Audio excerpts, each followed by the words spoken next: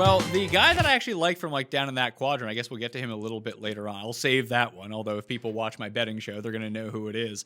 I look at the 9K area on DraftKings, and I can't see the only one I would consider playing, I think, might be Webb. Although I like Hatton way more in that, or I like Casey way more in that group, but I just feel like no one's going to use Webb. Yeah, that is the worry with Webb, right? Like that, because I mean, you look at that bracket with Casey and Webb, and just as I'm trying to find it here, Mackenzie Hughes and Taylor Gooch. I mean, I like Taylor Gooch. He's improved as a player. He's got high pedigree, but this, do I really trust him to get hot over like 3 matches against like 2 very good players? Not really. So it's kind of got to be Casey or Webb, and everyone's going to side with Casey just because of the match play records. I mean, it's just so much better than Webb. So, I think Simpson at 9,100, I kind of agree. Like, I don't like to eat the massive chalk in events like this, but like Casey really does stick out. So Webb could be a great pivot there. Jordan Spieth obviously at 9,300, overpriced over versus Fitzpatrick. I kind of like Hovland this week personally.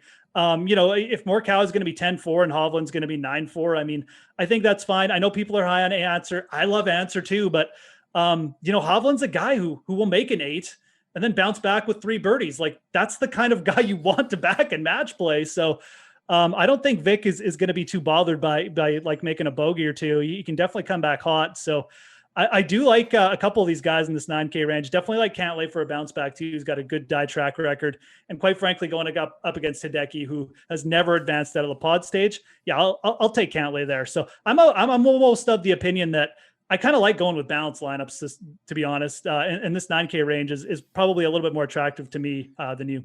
I think you just make some sort of stances of who you think is going to win a group and then just overload on that and pray that this is the year that you're right. Like, I look at that Cantlay group and I think that Brian Harman wins that group.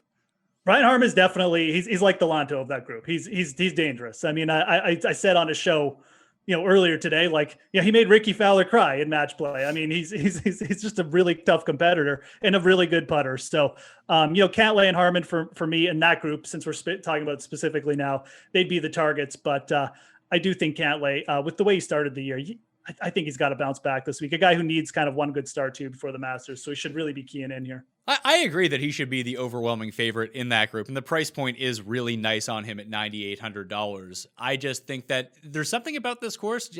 After Bubba having so much success here, Phil's had some success here. The last time Harman played in this group was the year that Bubba won, and he won his group and then lost to Bubba in the round of 16. Right. I think it just kind of sets up for lefties, kind of like the Masters.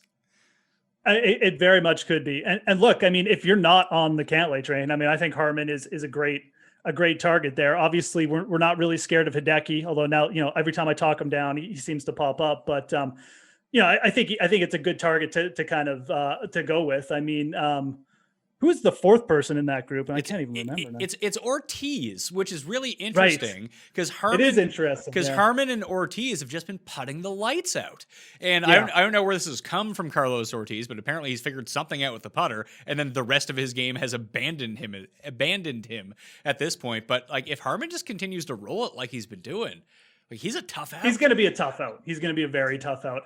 Again, I'm at the point with Cantlay where I just feel like his all-around game is in such good shape. He'll be able to grind down. He'll be able to stick with Brian Harman and grind him down eventually. But that is going to be a tough out.